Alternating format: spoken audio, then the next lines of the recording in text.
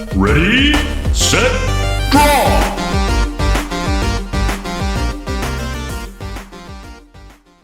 What's up, my RSD family? Welcome back to Ready, Set, Live. This is Tyler, and we have a fun episode planned for you guys today. But before we get into this episode, please remember to like, share, and subscribe to the channel.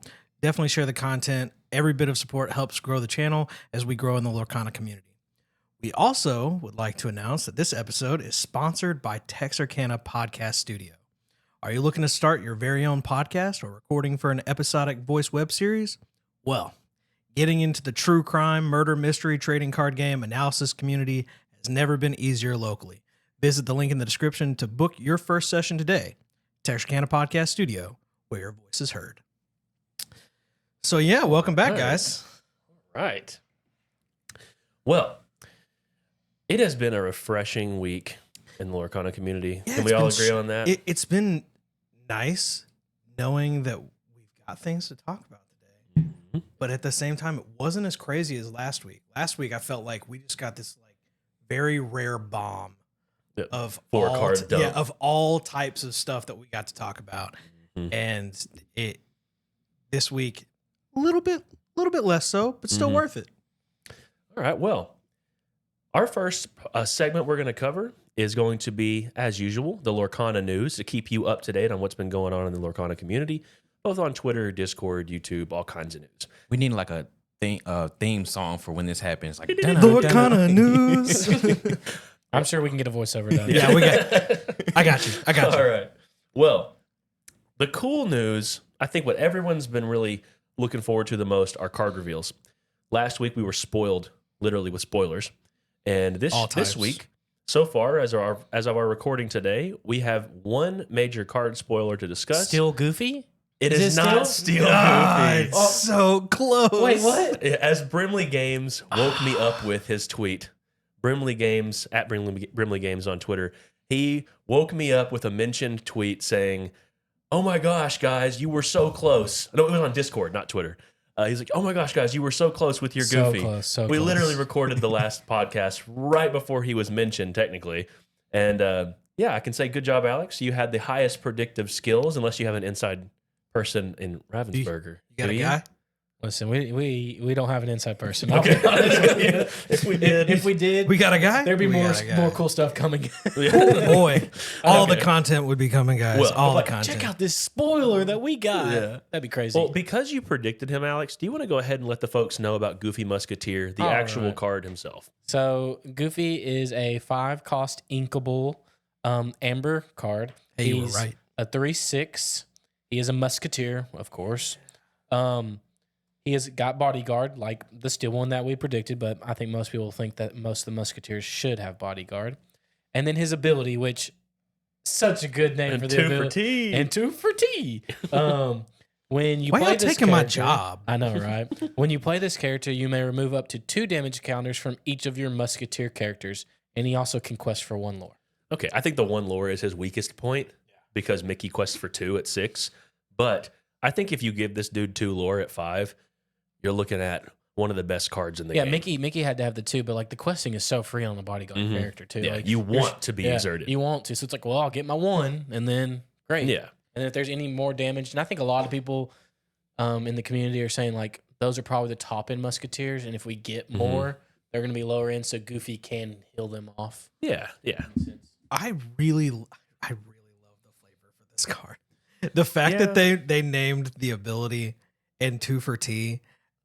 For those of you who know or have seen the cartoon at all, I remember growing up with this, and I don't know why it just never clicked in my head when we were talking about it. When I was making the card, I was like, oh, all for 1 and 1 for all, perfect. Yeah. And then I go, he does say in 2 for T. When I saw, it, it threw me back. It's just nostalgia. The nostalgia is there, and I was all for it the moment I saw this card. I was like, and 2 for T. Yeah. Tyler, because you just did that voice, I'm going to have you read his flavor text. Oh, yeah, for sure. Alex missed it whenever he was going over the card, but it is one of the better flavor texts. It's simple but satisfying. Hey, gosh. He's saying on guard, but it's on gorge. It's great. Well, the art of the card also, I feel like amazing art. It's amazing art. He's kind of marching through the square. So good. Notable, it's the same artist as the Mickey Musketeer. So it's likely that the third Musketeer with Donald will likely be the same artist, and they'll all have kind of similar styles. Another thing, as an art appreciation thing, I want to point out, if you look at the art of this card and compare it to other Amber cards, all of the Amber cards have the amber weaving lines focused. Like the Hades King of Villains has his flame in his fingertips with the amber weave. Stitch in his guitar has the amber weave. The Goofy has the amber weave in the windows. All of these, I'm noticing this more with amber than with anything else. They all feature an amber weave somewhere in there. And it weaves with the theme of togetherness and character synergy. So it's a beautiful thing that the artist has really captured in this. So Fine details. super cool. I'm an art nerd like that with I did not with even games. notice that. That's really cool. Yeah, And well, I'm hoping I'm- more people notice it. I'm So- super in for it. Yeah. That's really cool. So let's talk about how this card changes the game a little bit. I brewed up a deck on Lorcana.com for this card. And it was inspired a little bit by some of the decks I'd already seen.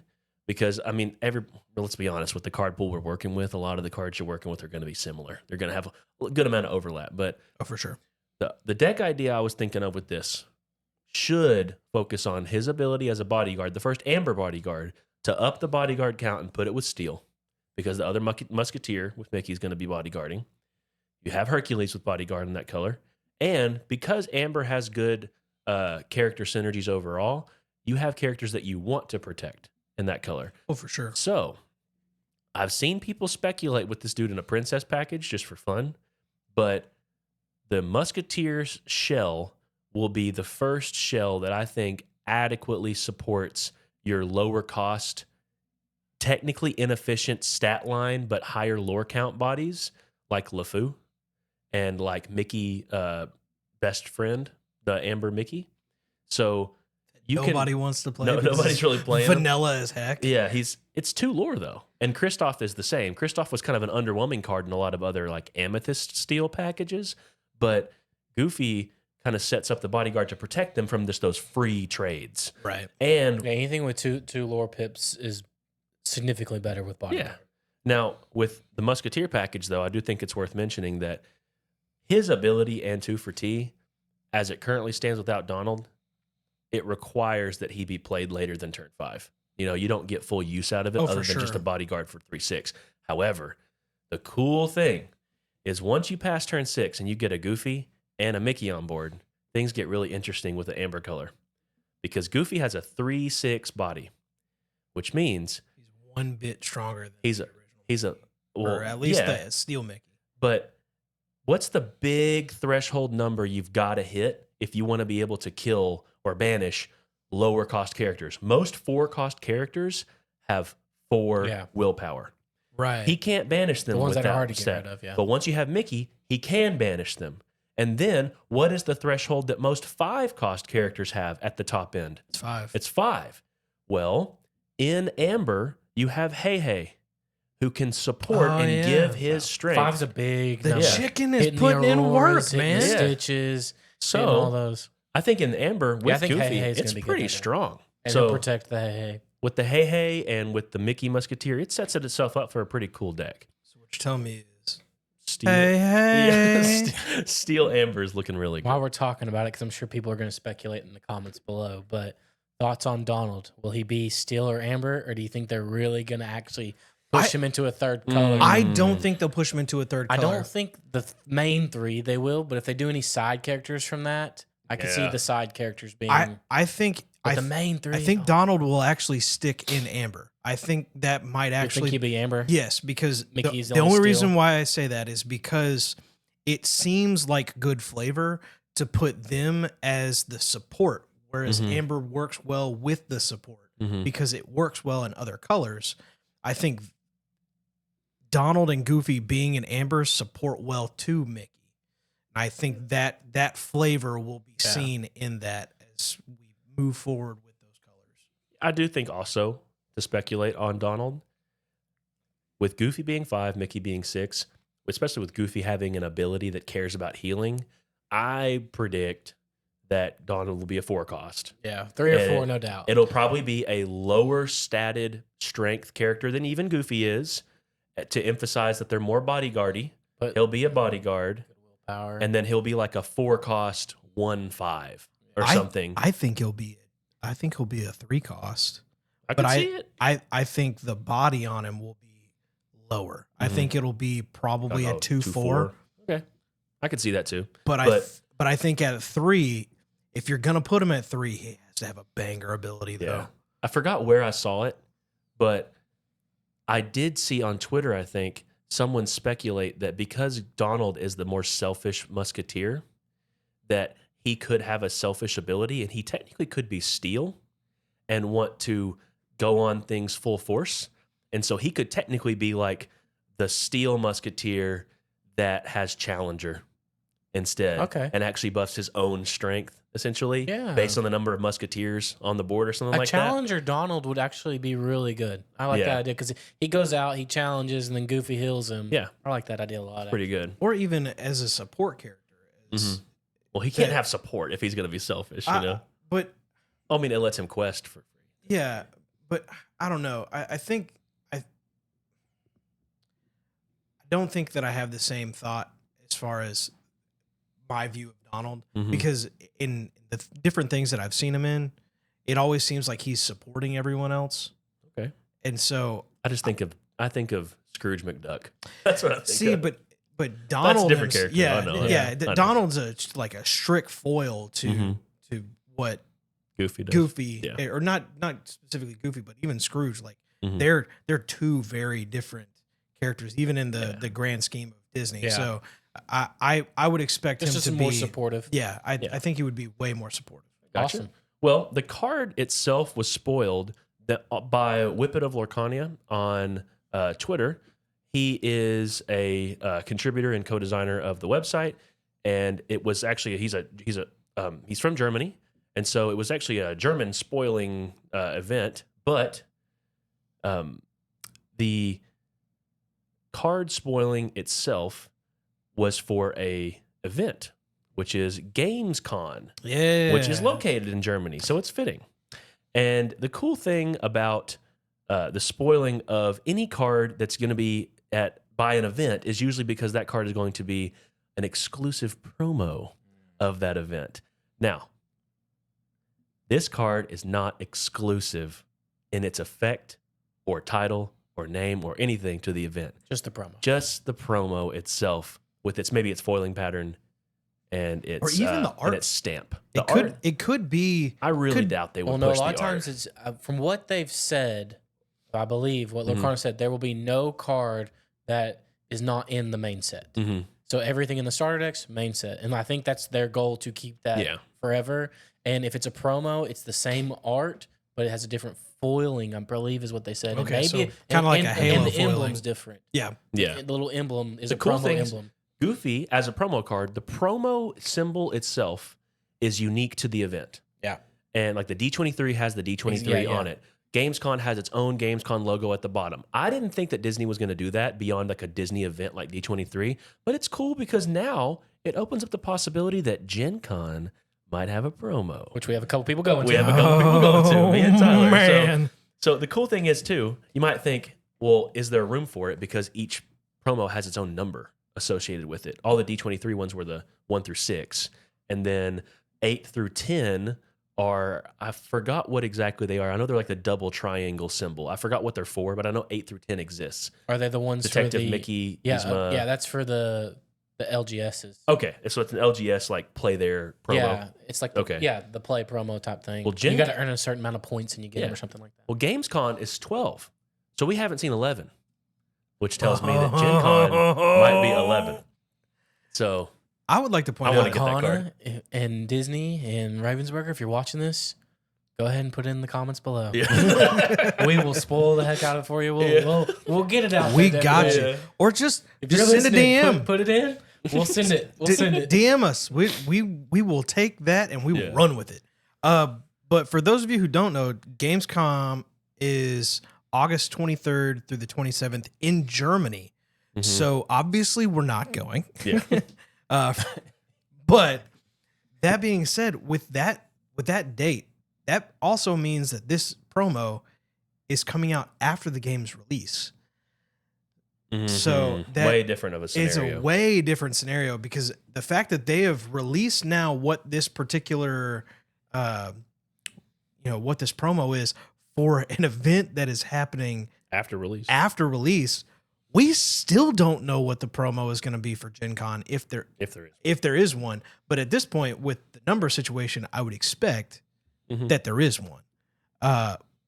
There's plenty of stuff though at Gen Con that's first people are going to get to do. So they might just be like, listen, we're giving you starter decks. And it's probably going to be the most heavily attended for convention sure. of any of the ones they're doing. We're going to be so cramped. D23 was the exception, of course. But this brings up a topic for news-wise that I think has stirred up a lot of controversy for some people. I've seen like people have gut reactions to this promo announcement.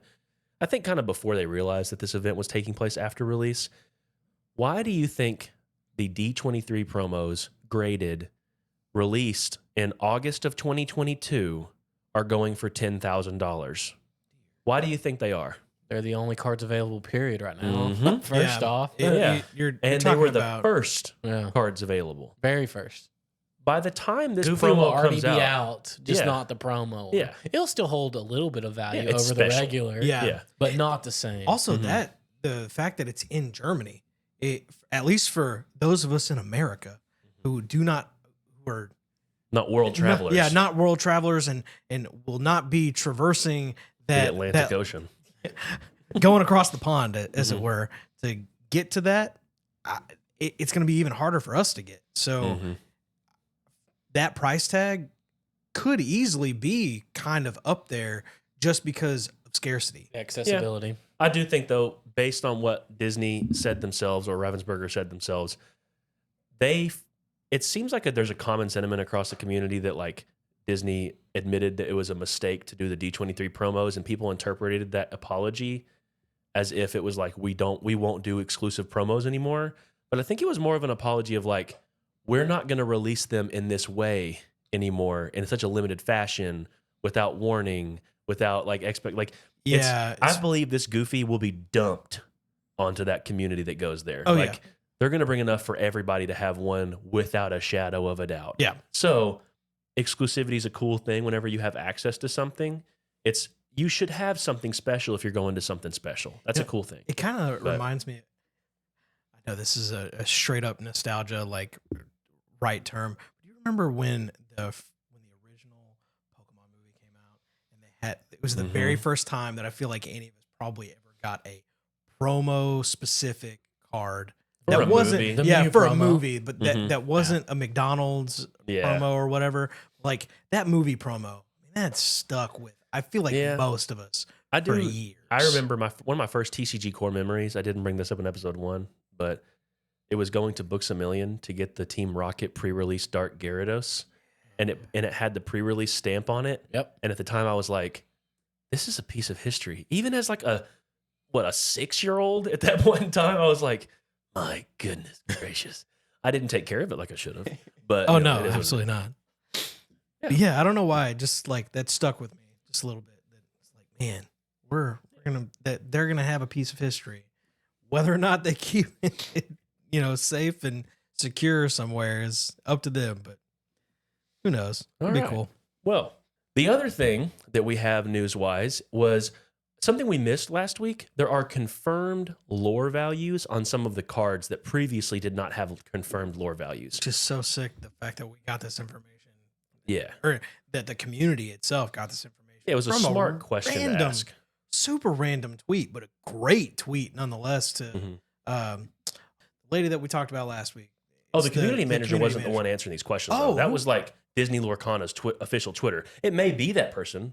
I'm not sure per se. I'm not going to assume that, but yeah, Disney Lorcana was answering tweets for gameplay questions, and of course, we should know what the card's missing information is, and the lore value really matters in a game that cares about lore. For sure. For those of you who are Alex, listening, do you want to break down the cards that we did not important. know before? I know Lady Tremaine has how much lore? Lady Tremaine has only I one. I wanted that one to be last. That one. Because that one needed to be That's hit the hard. biggest disappointment. Yeah, I'm a fan of getting out the bad news first. Rip the Band-Aid off, So, man. I mean, I feel like there's two main ones to talk about, which would be that and the Goofy. Those are the Goofy two put in that work. speculation was wrong on, Yeah, basically. So all the other ones kind of what people have been speculating. But the Lady Tremaine, I mean, we've played with it at 2, At and then we 3, yeah. bumped it up to 3 because we were like, this is so underpowered at 2. Like, this card's Yeah. useless at 2. I feel like It's even more useless now. us playing it at 3 lore value was really only considering the meta game that we have now within what we have. Yeah, it only gets a You know? few select things back right now. Yeah. So, in And all we talked fairness, about it in a previous podcast Yeah. that card will scale. Yeah, it will scale with each release. So and more the actions. stronger more actions are, the more that card could get better. So Yeah, there's it will room to scale. grow. Yeah, But it's it was sad. It was bad. It's so sad. Make it inkable. You know what I Mhm. mean? I get that it gets something Anything. back. Yeah. Anything at all. that- Just give us What that something. tells me, though, that kind of keys me into like the game design philosophy for them, that apparently there are going to be some busted actions. Actions almost as busted as Be Prepared and Circle of Life that we speculated on our card creation episode last episode. Because if you're willing to make an uninkable card with bad stats and only give it 1 lore just because it can fetch an action, that means that you think fetching an action is a very, very high value Everything they effect. have that fetches is uninkable and terrible stats. Yeah. So I'm sorry, Alex. It looks like recursion's not really on the menu. Yeah, well, So- Circle of Life doesn't have to have stats. It can be a song card. Yeah, you can sell it how you want. But Lady Tremaine has 1 lore. And then I guess Goofy was the other one. Goofy has That 2 was the main. confirmed. Yep. Tigger is confirmed 2. Aladdin, That makes Prince both of Ali. those pretty good. Yeah, Aladdin, Prince Ali has confirmed 1. And then the other 2, I believe, Cerberus was is Cerberus is confirmed confirmed 1, one. and Sergeant Tibbs is Yep. confirmed 1. Which That I was a think- given. Yeah. Most But- of those seemed pretty expected besides the Goofy, and it makes Goofy a lot better. But Goofy at 2. Yeah. Goofy at 2 is Muy that is guapo, so man. good. It just goes Muy like Goofy guapo. at 2, then Tigger's like just barely better. Yeah. You know? And to me, what's really weird is Goofy's 5 lore, right? So at 5 lore, 3/4, 2 lore, or 5 ink. Sorry, Yeah. 5 ink, about to 3/4 say, stats, 5 2 lore. You look at a 4 ink character, they're usually a 3/4 with 2 lore. So for only 1 ink, Get he was given evasive. evasive. Yep. That's a great line. But they're kind of showing that evasive is worth about it, a stat point somewhere. Yeah. So the fact that he's inkable means like it's a comfortable cost adjustment. Yes. If you could give so many cards, if you could give them 1 more ink cost and evasive, I'd play the heck out of Yeah. them. So yeah, I'm gonna call that Goofy as gonna be a meta definer as far as Ruby is concerned. But let's move on to the main topic of the show. The main topic of the show is actually what we're kind of theming the title around, and it's going to be lessons we hope Lorcana learns. And that is not a plug of our Lorcana lessons segment. It is more so to speak to our experience with TCGs, things we have not liked or have liked about previous games we've played, and we hope either do or don't carry over into Lorcana as far as its design, its marketing, its product release, stuff like that. But if you are trying to learn the game of Lorcana, please, We'll save that for later. please go check out Lorcana lessons on a further note after you get done here. Yeah. Well, we're going to have Anthony start us off. Anthony, start us off with what one thing you hope, one mistake you hope Lorcana avoids from your opinion about another game you've played. Okay, so all of us have played Yu-Gi-Oh, Mm-hmm. and Oh, especially towards the end of our run, probably 6 years ago when we really just mainly stopped playing. yeah. It got pretty ridiculous. So I'm really hoping that like the pacing and the comboing of Yu-Gi-Oh doesn't transition over into Lorcana, because towards the end of our Yu-Gi-Oh run, and I imagine it's even worse now, there was turns of like So much 5 worse. minutes long, and you could make it pretty much infinite. You could even go to a point of 1 turn ending the game, or 1 turn you can't play anymore. So I just hope a lot of that doesn't Yeah, transition the break into my Lorcana. board situation on turn 1 was very That's annoying. frustrating. Yeah. And long turns, and if you don't have specific counters, you're and then it's one of those. Yu-Gi-Oh is one of the games you either 100% counter or you join them, Yeah. and you're the combo player too, and you're who went first, and Right. Why do you think I started playing combo and Magic? Like, all of a sudden, it was normal. Like I'm like, oh, okay, playing combo here and okay, just play this, Specifically this, for us this. being commander players, though, the balance of the 4 players made it where you didn't have to play combo. Yeah, but we all played it yeah. at some point. So It's kind of an inevitability when you have so many players in a multiplayer format too that if all of you are playing slow decks, it can lead to a game experience where everyone's kind of grinding to a halt and they don't know what to do. That goes for 4 hours long. Did that the Yeah. other day. And especially in a game of Lorcana, where even though challenging is not necessarily always the best idea, it's technically encouraged as far as how you interact with your opponents. And I know from the limited experience of multiplayer playtesting we've done, it did have that feeling of I'm scared to quest or challenge 100%. because I don't want to break the ice and start the endless challenge fest of me being the weak link here that gets picked on first. I don't want that. So combo, theoretically, until they produce more cards that we can kind of feel out how the game works, combo would be the go-to in Lorcana for multiplayer too, because you could just avoid your opponent's interactions and you could Yep. be the Yu-Gi-Oh player we all don't want to be in that scenario. So yeah. Is there an experience in particular that you can think of, Anthony, that like inspired this point? A memory you have? one of the decks you man. built. Most like, yeah. I do remember, let me see, like it was some tournament we went to. It's probably Batcave. Mhm. Oh my gosh. The Up in Conway. yes, in Conway. I don't want to name drop them. Don't but name drop, I'm not but going to yeah. name drop them, but the dude that did the Swap Frog stuff, what was that deck that he played? Slush Rush? Slush Rush. It wasn't even, it was the other one. It was the Was it the the draw Lancer the whole deck? his whole- Exodia OTK? That. Yeah. Oh my gosh. That's a particular offender. Exodia is a particular offender of the solitaire style gameplay. But For sure. yeah, I think all of us, as like you said, we played Yu-Gi-Oh. Yeah. Your point is very, very held strongly in our hearts of we can feel Oh, yeah. comfortable because Lorcana's win condition is building lore. It's not running down your opponent's life points. There does not seem to be a way to just battery up 20 lore within one turn, or even set up a break my board scenario in Lorcana with its resource system. Yu-Gi-Oh, you can play a card for free as long as you meet the requirements of the card. But what's the cost? Yeah, that was the motto of Yu-Gi-Oh. What's the cost? That was Yeah. for those of you who don't know, Jacob's meme of Yu-Gi-Oh throughout our entire gameplay was Frustrating gameplay. okay, but what's the cost? Yeah. So At that least in lead- Lorcana, we have a cost. yeah. Alex, what is your mistake you hope Lorcana avoids?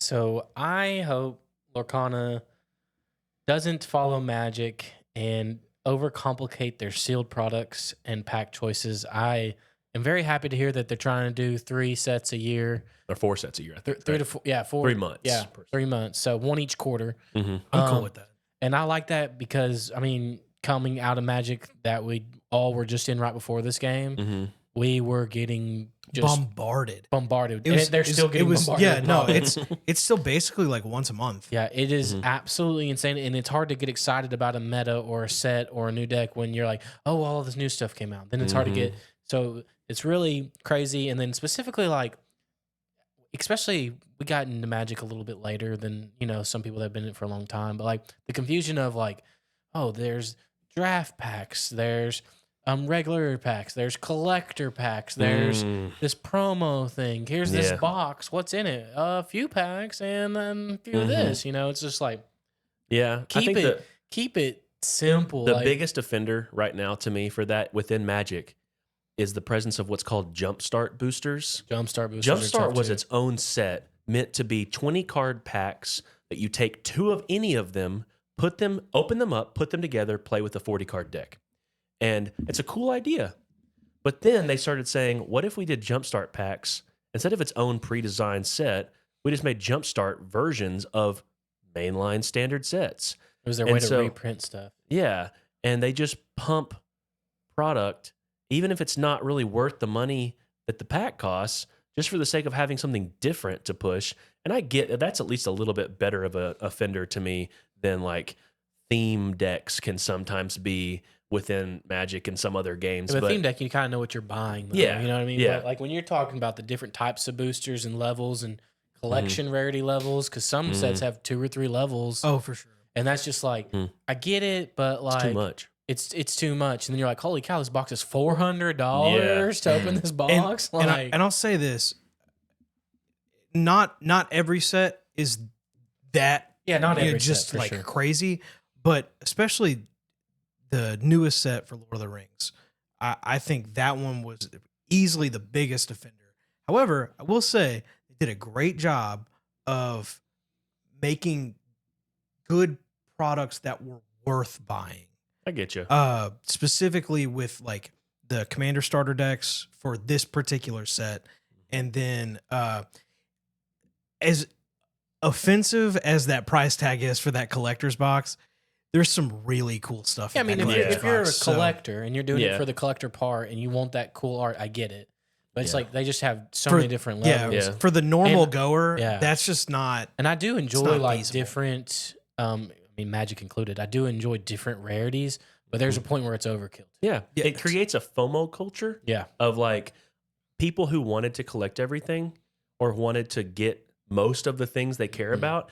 There's now this entry confusion as Yeah. a consumer where you're like, okay, so wait, there's a full art version and there's a foil, but it's in collector. Where can I get that card? Yeah, What pack? they go like, oh, you have regular art, full art, extended art.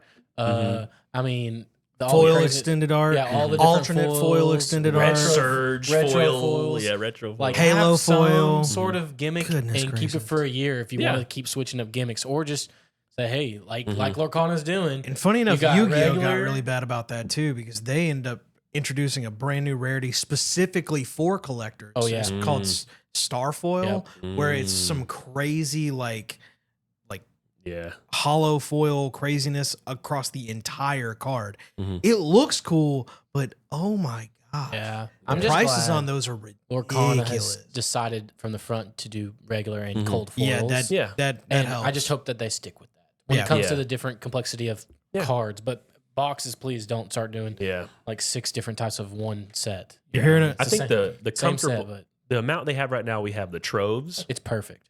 we have the gift box, we have starter decks, you have just regular booster packs, and you have booster boxes. Yes. I'm pretty sure that's it.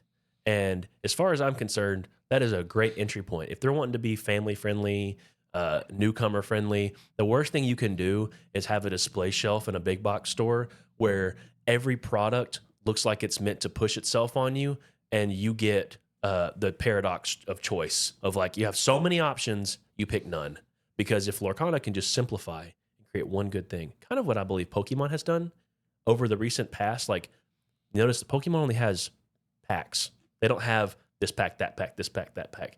They don't even have that many different sealed products beyond like decks that you can buy. Yeah. And their rarities The are Elite what are kind Trainer of changing. boxes, and then like this, the big promo boxes. Yeah, I guess. but even then, you can see every single thing that's inside them, and it's mostly just a different way to package packs. It's not like you're changing the contents of it yeah. and stuff. So And it's still the same packs. And I feel Yeah. like those bigger boxes that have, I think it's, what is it, 6 packs or whatever. The Six- ETBs? yeah, they- ETBs, Elite yeah. Trainer boxes are 8.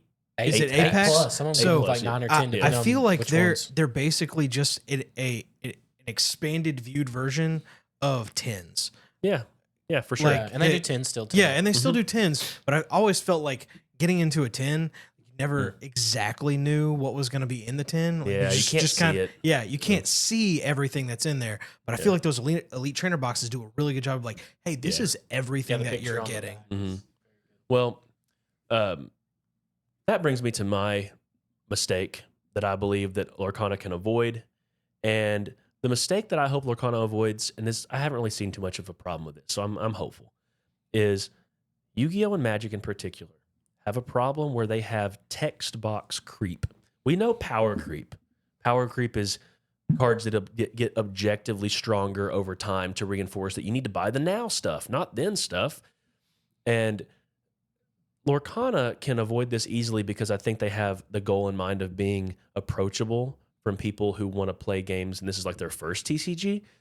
But in Yu-Gi-Oh!, you have font size that I believe passes the quantum limit, where you can't read the card unless you pull it closer to your face. Yeah, Even the if you have phrase good reading the eyesight. card explains the card does not Yeah. compute with Yu-Gi-Oh! Yeah. That's why Yu-Gi-Oh players don't read cards. Yeah. There's like a whole Yeah. meme about like, Yeah. did you even read a card? And they're like, no. No, Read half of no, it. Yu-Gi-Oh! Yu-Gi-Oh players don't read the Doesn't do cards. that. Yeah. No, read the second Oh. part. Oh, yeah. Apparently, after I the had- Legend of Blue Eyes, we just decided let's not read the card anymore because Yeah. that just we'll just go with the anime rules. Mhm. That's fun. And I know it's a kind of a symptom of being a game's first set, but I'm happy to see vanillas.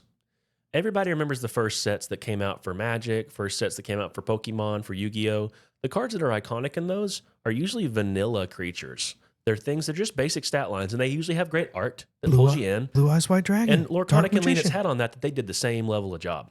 But one thing that Magic did that I thought was like, oh, they opened a Pandora's box with this, was dual-faced cards. Dual-faced cards. They ran out of ways to print all of the text. Yeah, no, that is exactly the point. You're joking, but I think it's legit. They ran out of things to put on cards, and then one day they said, wait a second, we have transforming cards. What if we gave them an effect on one side and an effect on the other? And I know MTG Goldfish on their podcast for Magic mentioned this one time. They thought about doing the math for like, you look at a set and every card, you count how many words are on the card or how many characters are on the card and just average the word count of a set. How many words are on an average card? And I don't know if they did the math, but I do know that they've done enough math to know that the word bloat of cards has increased exponentially over time. For sure. To the point now, like you have cards on both sides of the card. You have what essentially is more than a one card would ever do in the game. So I was really planning on reading a novel while I was playing this game. That was really Yeah. That was- the text box creep. Definitely. now I think there will be power creep inevitably. I mean, it's just part of every Part of the games. game. part of every Especially if there's no TCG. rotation. mhm. But Discussion for another day. yeah, for sure. Well, Tyler, what's your thing you hope Lorcana avoids? So, I really feel like this has a lot to do with both Magic as a standard side and Yu-Gi-Oh as a forever side. And that's probably the biggest problem with TCGs is pricing out your consumer, especially in the secondary market, because obviously this is a TCG. This is supposed to be a game that is played competitively, that to some degree, and that's the same thing to be said with Magic, the same thing to be said with Yu-Gi-Oh, Pokemon. Every single TCG does some sort of secondary market where they are pricing for the consumer to play in a competitive sense. They're not legally They're allowed not to like they're not price to doing it, that, but but they're aware. But They they're have- aware of it, and we as the consumer make those prices. Like the first person to sell a Mickey Musketeer or a Mickey Brave Little Tailor for freaking $10,000, like yeah, it's gonna be like really really hard. But once these cards are out, I'm really hoping that they learn from the mistakes of Yu-Gi-Oh and from Magic in the standard sense, that it's not all about crazy market prices. Like do enough to push the product out there and get enough of it out there where we can price this to be a family friendly game where, kids of all ages can get into it and enjoy it and actually be able to compete with decks that they really do want to make. Like I don't want to have to go and spend, like I remember buying Brotherhood of the Fire Fist, like when I was in Yu-Gi-Oh? Yu-Gi-Oh. Yeah. Okay. So when I was in Yu-Gi-Oh and I bought Brotherhood of the Fire Fist Bear because the very first one that I got was while we were in Conway, and I got it out of a pack, and it was like a $50 It card. opens a floodgate because you're like, should I sell it or should I buy all I of them? straight up sold it right then, Yeah. and then immediately regretted it later. Because like, hey, by the way, did you know that Brotherhood of the Fire Fist is going to be really good? I'm like, Yeah. Wait a minute, what? Oh no. and so I sold it back to them because I wanted more packs. And I was like, later on, I was like, I think I might have messed up because this is a $40 card, Yeah. and you need 3. I will say I want the official stance of the channel. Tell me if I'm wrong. I want the official stance of the channel to be buy singles. As far as how you acquire the for cards. sure. Buy singles if you're trying to and- build the and to deck. be- Buy singles. To be fair, for the channel, obviously this is a future topic for a future video, but there will be box openings and starter deck openings and things like that, trove openings on the channel when we have that stuff to be able to open. But after that, for future use, please do buy I would singles. say opening stuff is purely for like Enjoyment. Yeah. enjoyment. Yeah. Yeah. The opening experience is what you are getting with the value. Because as I learned through multiple Pokemon booster box openings, you're never gonna get the value. And if you do, you are the exception, not the rule. For So sure. so yeah, I think it's For sure. irresponsible to like go into like a box opening hoping to assemble your deck afterwards. Yeah. You know, so Something And that is to be expected. something good that they can do, kind of on your point of the family friendly aspect of it, is make sure the starter decks aren't junk. yeah. Yeah. Don't Yeah. make Like I should have to buy 2 tops to have a good deck. Like so, just to get multiple copies. Say like I buy one, it's good, but it's kind of junk because I don't have 4 of a Enough. certain You don't have card. consistency. Yeah, I don't have the consistency. I buy 2, it's a solid deck. Like, and that's actually something Yu-Gi-Oh! And later in its life did really good. You could buy 2 Oh, starter yeah. decks, Dude. and you could be legit. I went on a trip with you as a teenager, and we both got Merrick structure decks Mirror for Force. Yu-Gi-Oh. We got Mirror Force for free, essentially. and So- Gravekeepers. yeah, it's Gravekeepers Yeah, in it, and then we just splash Wing Dragon or Raw with Yeah, it, for and we're fun, good. yeah. You know, it's just fun. It was legit, So, but like making those things not like, yeah, this is a great intro product, but like it's a great intro product / you can use it and win some games. Like it's nothing makes me mad. Like Magic starter decks are normally pretty weak. yeah, Yeah.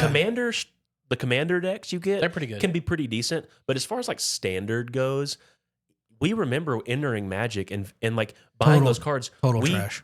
We bought cards and built decks and stuff From and we, standard decks. from standard Yeah. and from like a trainer toolkit essentially. Yeah. And we were hoping to build stuff and against each other we were fine, but we couldn't take that stuff to a locals. No, you know. get absolutely trashed. And one thing to piggyback on what you were saying about Yu-Gi-Oh, I feel like Anthony, you can attest to this. The one time that we went to not a locals, but a regional tournament, and you got the dinos Mm. and built the dino deck out of the structure decks. You That actually did deck well. was lit and did really well. And you played that deck throughout the tournament and did at least half decent. Mhm. And that's something that I know personally because I've talked to people in that community that they've done a lot better recently with stuff that came out like branded and things of that nature that have actually not just done well on the regional level, it topped a YCS. Like Dang. they were doing good. crazy things that and they came out with trap tricks and gave us evenly match. How dare you? Foreign language to Konami? me right now, and I'm glad. I'm out of Konami, it. how I'm out of dare it. you? Anyway, keep going. That kind of wraps up our what lessons we hope they learn. I know, just to speak on your last point real quick, I do think one company is doing what you're talking about really well about keeping prices low, and that's Pokemon. If you want to build a Pokemon deck, I remember I literally built like a kitchen table fun Pokemon deck for y'all recently before we got into Lorcana, and it cost me like $15 Yeah. to make a functional deck for fun. So that's not every deck. That didn't really have a bunch of full art variants and stuff. But Pokemon does a really good job of printing to Their demand. staples are Yeah. printed a lot. Playable Draw cards. Yeah, playable cards are cheap because they are printed to oblivion. And then the collectible cards are collectible. And that's the way it should be to make a healthy secondary market and stuff. But anyways, that takes us to our hot takes with Hades. Hot takes with Hades. Okay, fine. I'm cool. I'm fine.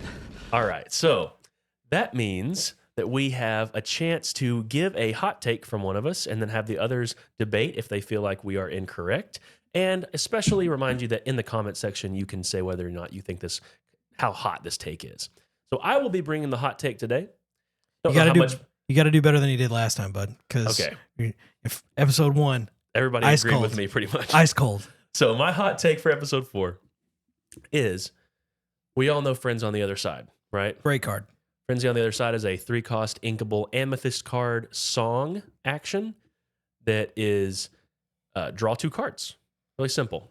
And it's a common. I want to note that. It's a common rarity. Thank goodness.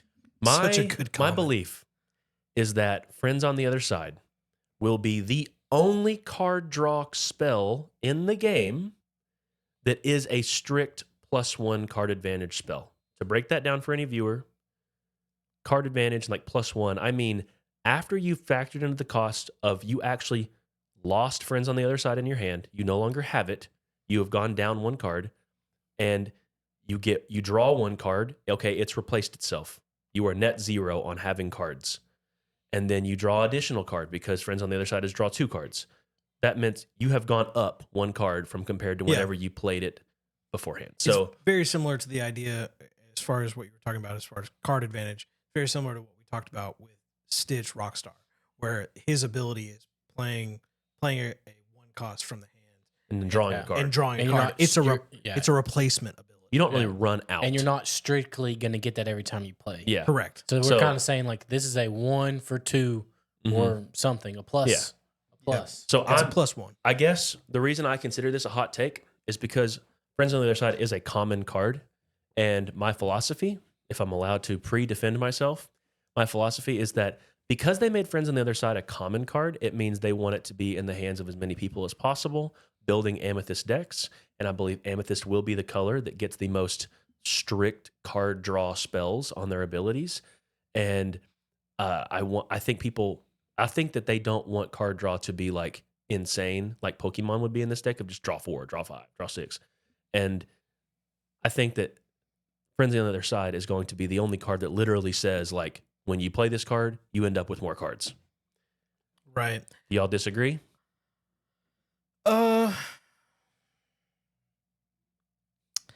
I don't not disagree. I think with what Amethyst does and what Amethyst does best is creating advantage through card draw. I think there are a lot of really good cards in Amethyst that do that, specifically like Maleficent and Friends on the Other Side being one of those cards that really does, it nets you a lot of advantage. Yeah. Just naturally. I think there probably is going to be at least something somewhere along the line, even possibly in the first set that does have probably not equal card draw, but something close to it. Like we do kind of have something like that with in blue, where it's develop your brain, where it's not it replaces itself. It's not specifically a draw 2, but it is at least it's technically a scry 2. Oh, it's a magic. Technically. Yeah, go ahead. For me, I agree with you. So I wanted to. I sat here and thought about it. For those that don't know, we get to hear the question a little, or the hot take a little early, so we can think about it. I agree with you for the simple fact of the strict. I think there's going to be plenty of other cards that make a splash, like Conditional this. card draw. Yes, conditional. So like for every character you have on the battlefield that's exerted, draw a card. You know, something like that. But that's conditional. Dude. You could have one character. It could be a big bomb spell, you know. I'm looking for that in Amber right now. Yeah. Well, that would be the color that I would say would be probably so- get it, because That Amber would be is so about characters. Oh my But stuff gosh. like that, or kind of like cards we've talked about, like your Be Prepared card that you had, like every time one dies or is banished until your next end phase, you get to draw a card. Still I think, overpowered. I think when it comes to strictly just that 2-for-1 advantage, just like the pot of greeds of the world, I think there's only meant to be one in this set. Well, I do think the reason, if you're going to agree with me and you're going to soft agree with me, Anthony, do you think this game would be benefited by having more card draw than that? Or do you think, as far as like a gameplay decision goes? Well, I think more card draw, just makes it kind of move along a little easier, because like in a lot of decks, I feel like in other games, the moment where you like, especially if it's a deck that you're playing a lot of cards very quickly, and then you run out of gas and you're just like kind of sitting there top decking the whole time. That's no fun. Like I get you. if you have at least one card that you're like, okay, if I draw this card, I can have a little bit, I can fill up my hand a little bit better, So do you think that my statement of like them having only friends on the other side is incorrect, or would you say that your guess is as good as But mine? what about Magic Mirror? Magic Mirror? Okay, it's conditional. It's conditional. Like you can get one card from it, but you're not guaranteed to get the second because someone could destroy it. That's the problem. Like Beast Mirror, conditional. Yeah. I think we're gonna have more card draw, but I don't think we'll have strict just a 2-for-1 upside. Well, dang. Okay. there you go. Well, our, Ladies and gentlemen, he In is the 2 for future- 2. In the future, we yeah. might, but I did forget to specify possibly that I'm talking about the first chapter. yeah, I don't see. I think they really shockingly gave us like the Heat card draw card early on. I think there will be plenty of good conditional ones. Just not. I'm playing this card. I use one card and get two. I just I don't see will that speak- in other. I think Anthony's point, though, if you're saying like card draw and card flow in general is kind of ideal for Definitely having needs fun. more, yes. I think every game that's baked in card draw, like Villainous, even made by Ravensburger, they incorporate, hey, you're going to draw up to 4 cards at the end of your turn anyways, so take into account that and just play some cards. This game doesn't have that effect.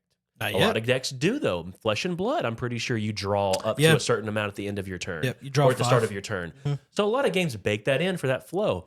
So I believe it's a hot take because I think that flow is a good idea. I'm just a little concerned that we have seen the text so rarely draw blank cards that with more than one. Well, So So I guess to that point, I would expect that there might be more, only because obviously we've already stated that this is a common card.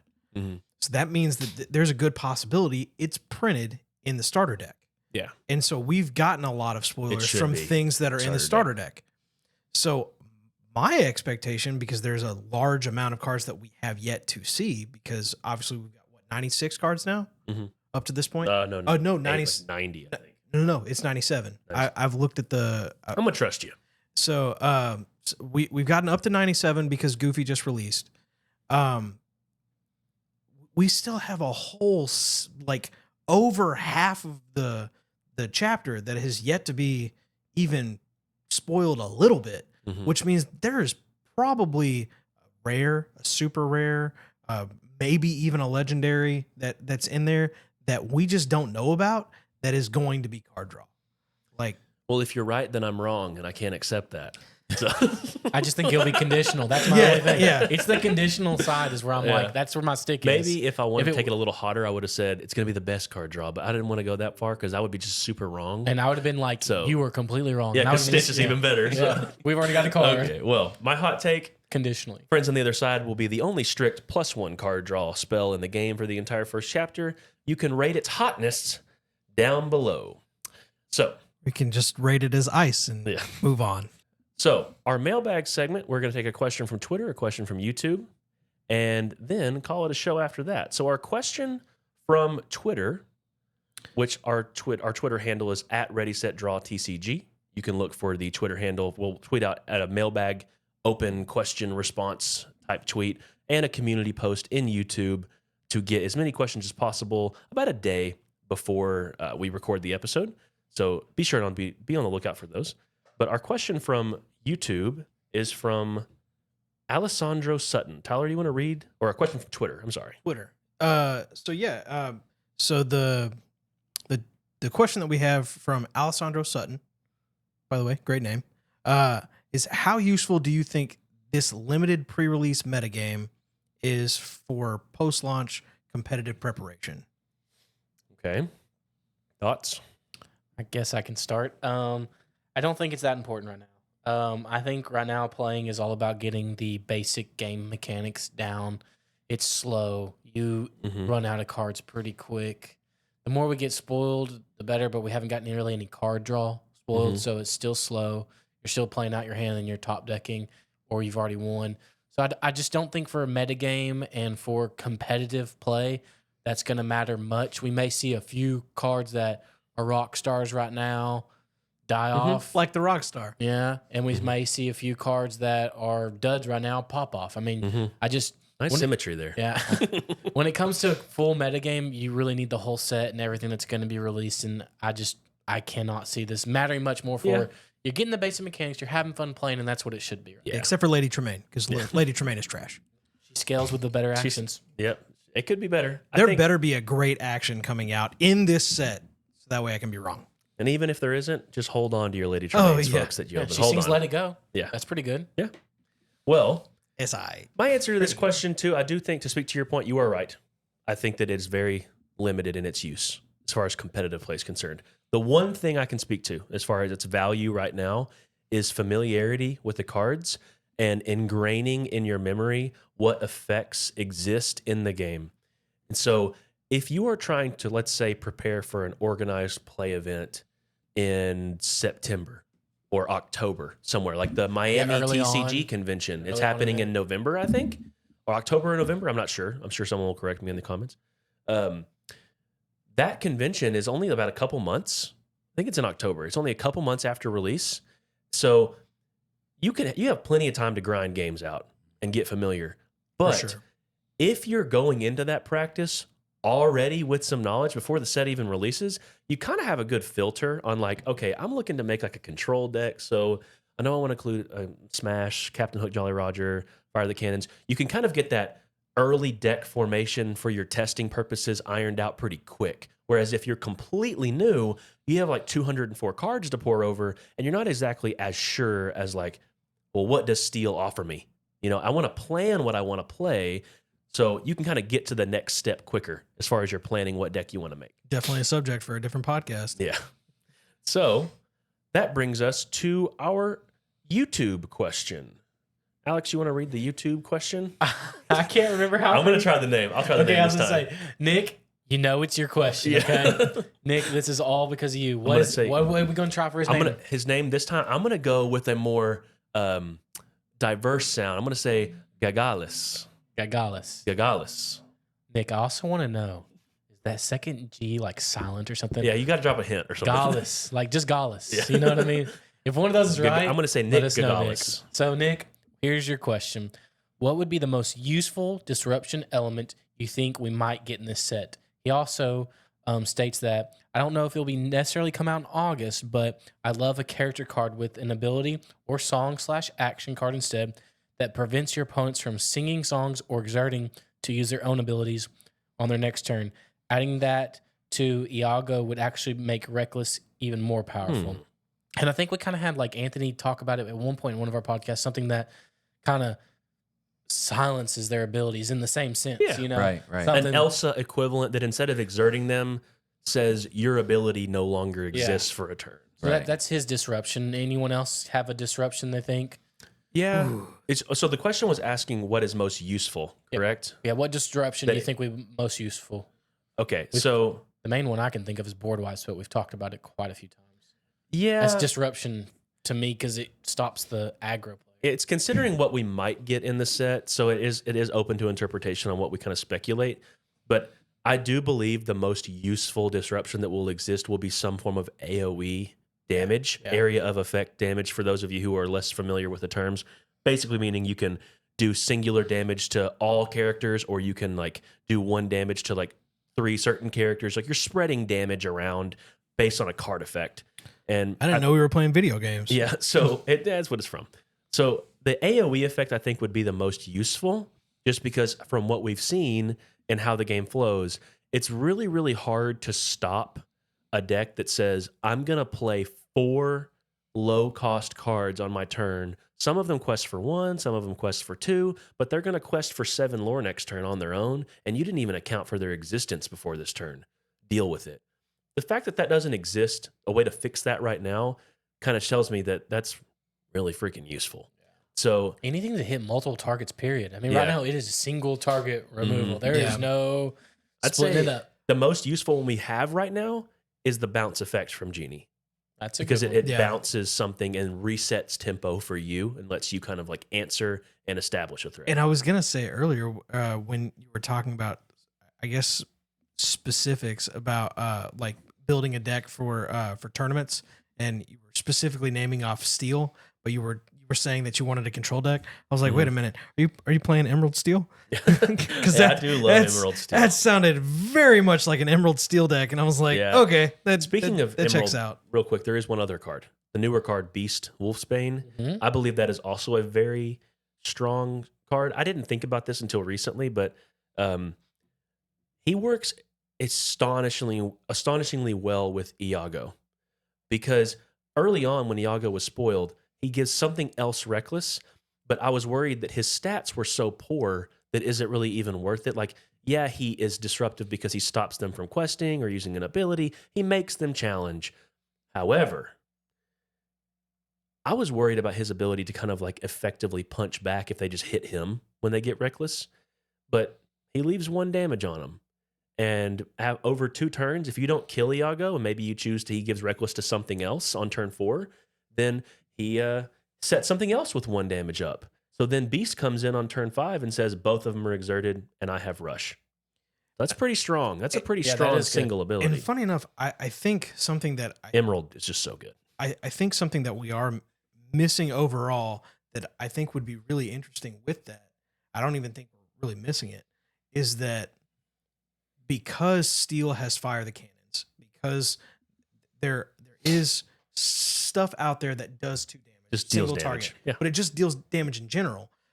And they're such low cost things that I think that we'll be able to use those things to utilize Beast better by like, so turn 1, deal 1, turn 2, deal this, turn 3. It'll make your Fire the Cannons. I'm sure y'all have run into this with playtesting situations. Fire the Cannons is like an early game all-star because it just clears something. Yeah. But in the middle and late into the game, it's kind of awkward because it does like a little extra damage. So maybe on like your turn 7 or 8 when you get to it, you play your Captain Hook Jolly Roger, you grab your Fire the Cannons back, and you're like, okay, does this 2 damage make a difference anywhere? And in the future, it could make a difference paired with an Emerald deck in that you're like, hey, Fire the Cannons, I'll do 2 damage kind of pointlessly to that 7 willpower character. And now Beast is going to, or 6 willpower character. Now Beast is going to come in, exert it, and rush it down. So it's possible to make it more useful for small damage it later. definitely has more utilizable features to it where you're not having to deal with somebody else's combo. So to not to change the subject too heavily, I was going back to the disruption, and I was looking at Aurora because I had to look it up because I don't know other effects. But Ward, I liked Ward. But what if there was an ability that came out that was like for different character types instead of like all your characters, but protect all of a certain type or like just heroes or I don't know. Your version of protection, you're interpreting this as like protection as like shielding and making the answers more awkward for your opponent. Right. That could be very effective. Very, Very disruptive. I think what I would really lean into allies have protection. Allies or like a really heavily used theme, heroes, princess, villain, stuff like that. Right. It would be wide enough. It could be widely Right. done through all multiple colors. Right. Yeah, that would be. Oh yeah, that'd be really strong. I mean, Aurora's protection as a whole is like it's the banner for Ward, but I'm sure like Prince Ali, Aladdin, Ward exists on a 2-cost character for 2 stats. Still just 1 lore though. I think other Ward characters are going to exist, and they've already set the bar, like you're mentioning, with protection existing in the game. So I think evasive is its own form of protection. Ward is its own form of protection, and when you combine the two, holy God, is it good? So yeah, I think giving your other characters Ward, or like you could even have an item that just like it's really cheap, Right. that says give a hero Ward, Right. and all of a sudden that's a really disruptive piece in a hero Like deck. equipable items in general is something that I kind of Unique want to see. mechanic we haven't seen. Yeah. There's already something that gives other characters evasive, right? Gives it rush. Just rush. White Rabbit's Pocket Watch. I feel like giving another character evasive would be That was pretty- that was the card I did not bring up on the last episode with the Magic Carpet. It's on Twitter though, Yeah. isn't it? It is on Twitter. Yep. Yeah, Magic Carpet being a 1-cost uninkable 1/1. You It could has make that evasive. so- Like, Like, you give evasive. It gives evasive by Yes. exerting. Yeah, That's it's so a cool idea. I didn't bring it up. I didn't want to ruin the game by beating all of you with flavor and OP and everything. Or just like something that I feel like Magic added later that I think is a really good thing now is giving counters to things that give them keywords. I get you. So permanently, Yeah, essentially, permanently. unless they get banished or whatever. Yeah. But that's a good idea. I Yeah. think that would be a very interesting mechanic to kind of just like work with. Well, Nick definitely asked a good question. Yeah. Oh yeah, for sure. He's been consistent 4 episodes in I think a row. he thinks about it. Like he doesn't just put another. He Yeah. thinks of a good question. That's good great. question. We Nick. appreciate you, Nick. All right. Well, Tyler, do you want to take us off? Or Yeah. Thanks again, guys, for listening to Ready Set Live. If you could like and share the video and subscribe to the channel, as well as hitting that notification bell for updates on when we post new content. Don't forget to leave a comment as we check for any questions that you guys might have, as well as things to add to our mailbag portion of the podcast. And who knows, maybe your question will be answered in the next episode. As always, this is Tyler from Ready Set Draw, signing out.